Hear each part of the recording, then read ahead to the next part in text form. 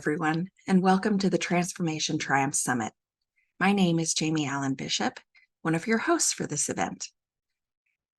I am so honored and excited to introduce these authors with their special wisdom and insights to share. I imagine that you're here because one of the topics appealed to you, or perhaps you're on a transformation journey of your own. I welcome you to enjoy, listen, observe, and take away some of the insights that these authors are sharing so that you can streamline your transformation triumphs. And now, here's more about each of our authors. So, Cheryl, it's just you and me, kiddo. Dang it. We've been here before.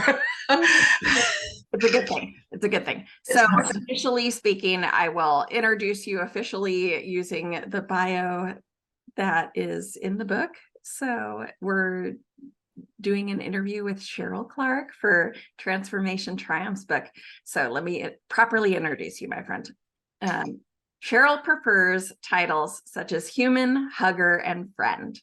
She is a speaker, an author, a trainer, and a business growth specialist. She has been blessed to speak in Vegas, Arizona, Colorado, California, and most recently, Ontario, Canada. Personal and professional connection strategies have become her passion for sure. I can definitely attest to that. Cheryl is known for her humanitarian nature, especially after her experience with a 10-month detainment in an immigration camp in the United States. She speaks on behalf of those needing a voice, and her favorite line is "led me to this." So think about something that led you to this, and please help me welcome Cheryl Clark. Yay! Thank you. What an adventure. What an adventure is right. Yes, sorry for the cat in the background. It's okay. I was looking at him actually. All good. That's just how we roll. We roll in the spur of the moment, and we make sure that we just do our best. And I love that about us. It's one of my favorite things about us as a team, and you specifically. Like, high five.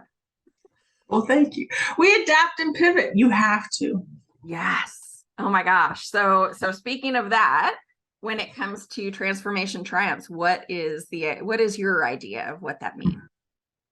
You know, I've been thinking about this only because I knew we were doing this today. And funny enough, I think I agree with all of our amazing authors and all of our collaborative community on how they feel about transformation, 100%. I think I differ in two different areas. One is under the word triumphs, and the other one is under our purposes, which is a whole other story. But triumph to me, not every transformation I've gone through have I felt triumphant at the end of it. On the stance of it being empowering, huge growth, yaha moment.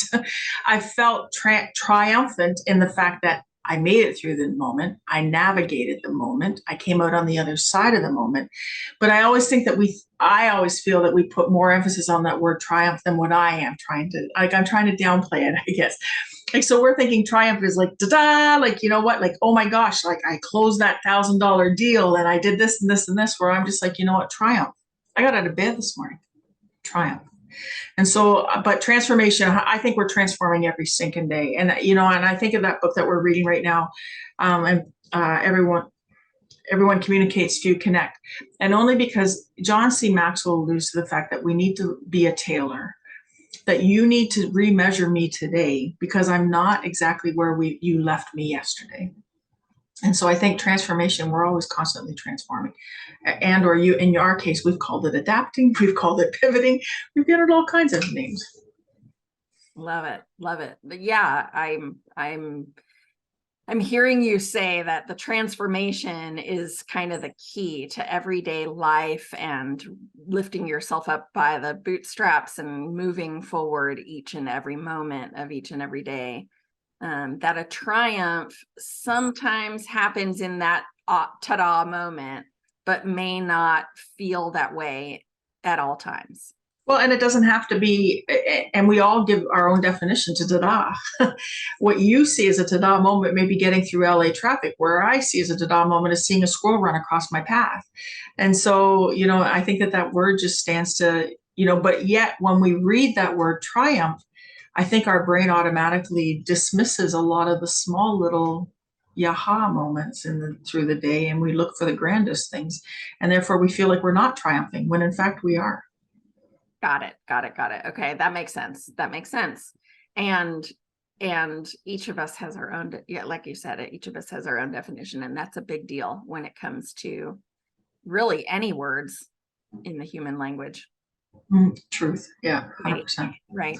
So, so what you alluded earlier to purpose.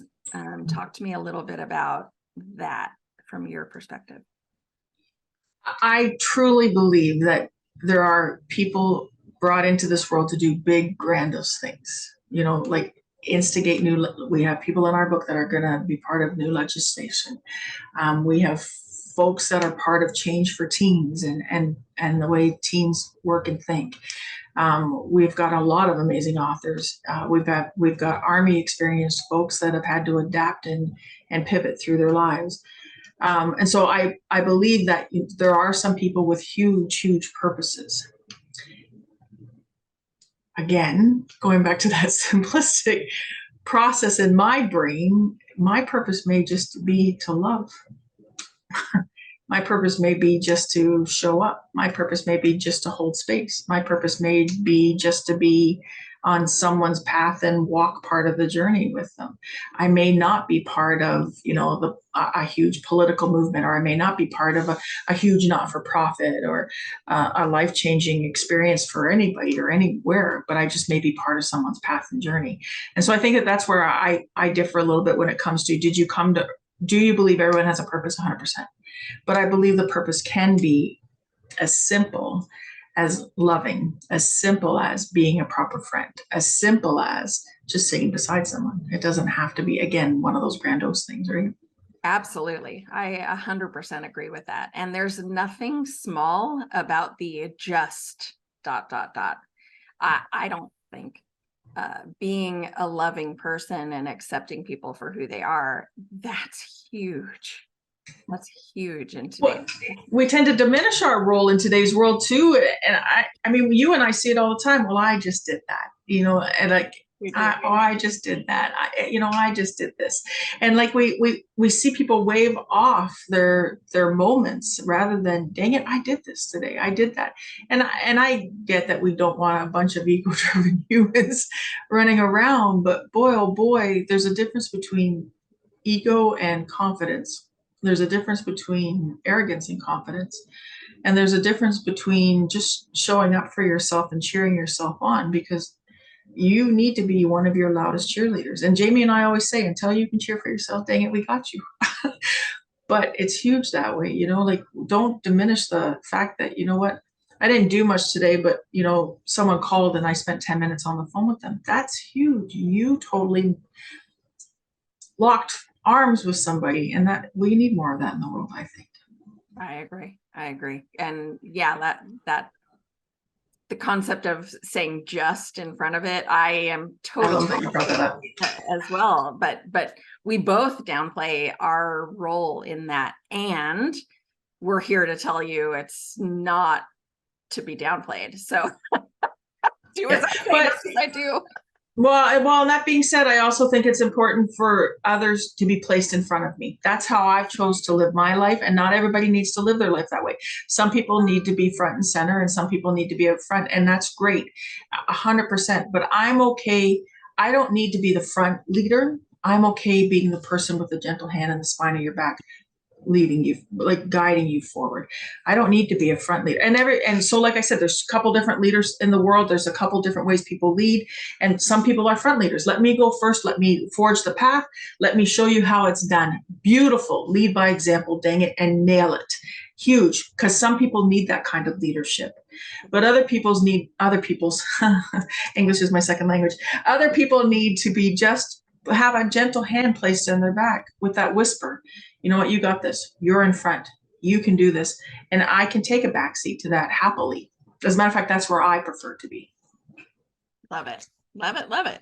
So when it comes to that role, tell us if you can think of something, an example maybe of how that shows up in your life, or where that might exist, what it might look like. What it looks like is cheering other people on constantly. Okay. And but yet I find that even when you're clapping for them, you still hear your applause. Yeah, and I don't know how else to word that. I can't just clap for somebody else and not hear the noise my two hands are making coming together. But and I also think that sometimes we recognize in other people, we also can see in ourselves. And so I don't need the I've always had, what are you going to put on your business card? I don't even need a business card. Dang it. I'm all good. I don't need the title. And so, and like I said, there's different leaders, different kinds of leaders, but it's kind of like that whole, I find that when we see it in others, there's a difference between lighting my light and shining it and lighting someone else's light and then being warmed by their light. And I would prefer to be warmed by their light. Like I would rather be under the tanning bed light than actually be the sun lighting up everybody else. So I just find that there's a better ripple effect there. Well, that was a damn good analogy, but yes. No, I mean, listen, it works. It works. I like that. I like that experience. Or I like that example, really. When you think of, you kind of went to the idea of the misconceptions out there around either purpose or transformation or triumphs. So you kind of already touched on the misconceptions of triumphs to me. So maybe go with transformation and or purpose, the misconceptions involved in those things. Yeah. Going right to the detainment story, only because that's what the chapter in the book is about. So often my Hispanic, and I say Hispanic only because I was in definitely a dominated Hispanic population while detained.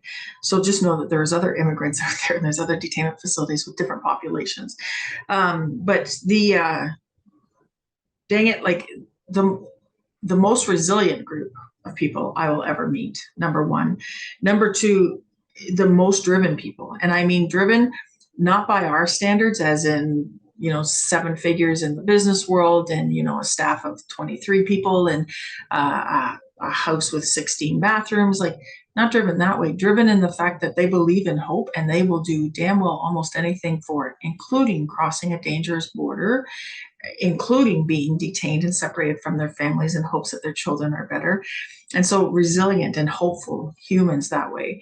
And so in those facilities, I think that the transformation and the triumph part of it was just seeing them represent themselves, seeing them advocate for themselves, seeing them, I've made quotes before of, most of the time I was just simply thanked for pointing out the fact that the judge and the deportation officers woke up from a mattress, just like we did this morning. The human commonality and the human factor of it, they're just there to do a job and get paid. And you're there to represent your life and better yourself. And so everybody's got their own objective and it's just meeting in the middle. And so from the detainment standpoint, when it comes to showing up that way, the adaptability again comes into play that you and I've always talked about. Your life may not look like you planned it to look, but dang it, you've been able to pivot and adapt. We pivoted and adapted to detainment life or jail life. Totally different set of rules, totally different set of circumstances. And so often if they were deported back, and I was put back into a country I hadn't been in 20 years myself, right? And so that therefore, you know what, like I had to learn Canadian all over again. But it's like you adapt, you pivot, and so you transform. And so it's literally, coming up into that situation and analyzing the situation quick enough to be able to fit into it. Yeah. So, okay. I'm hearing a lot about adaptability, about not being overly big or overly, I think of overly big as egocentric. I don't know why, maybe that's my own issue. But when it comes to kind of like how you help people, what is your favorite thing about things that you do to help other people? My favorite thing is when I see people hugging without me in the middle. I don't know how else to word it. When I see two people coming together and I know dang well I was part of the link, and then I can step out and watch them go. Like, that's just the best thing in the world, to build community, to bring people together and to see them take off and run with it. You know, like, that's just I don't know how else to put it. That's just the best thing in the world. And I think that it's a needed thing in our world from a personal level and a professional level. None of us get there alone. You and I preach that. We're all in it together. We preach that as well. And so I think the connecting factor tends to be one of my favorite ones, but then also empowering people on how to make it organic and authentic connections is probably my second favorite one, because we hold ourselves back. We hold ourselves back, say they don't like me, say they're not my kind of people. I don't have time for more friends. I don't have more time for this. Dang it. You, no matter what, no matter where we are in life, we have to have others. Yes. Love it. Love it. Awesome. Wonderful. Okay. So tell us where we can reach you. 2 easy ways. Hashtags are power, hashtag Clark Strategies, hashtag led me to this. That'll find me on anywhere, and those 2 platforms, or those 2 things are, and where they are pretty much everywhere. Love it. Love it. Love it. Love it. Any last words of wisdom? No. Thank you for buying the book. I'm just going to say that. Thank you for buying the book. And you know what? Please send feedback. Let me say that, actually. As someone who's written in the book, I'd love to know what you resonated with, what you didn't resonate with, and what you thought as you read through it. I'd love to know. And I'd love to know what your story is. So feedback. Find me. Love that. Love that. Well, thank you so much, Cheryl. It has been a pleasure speaking with you. Awesome.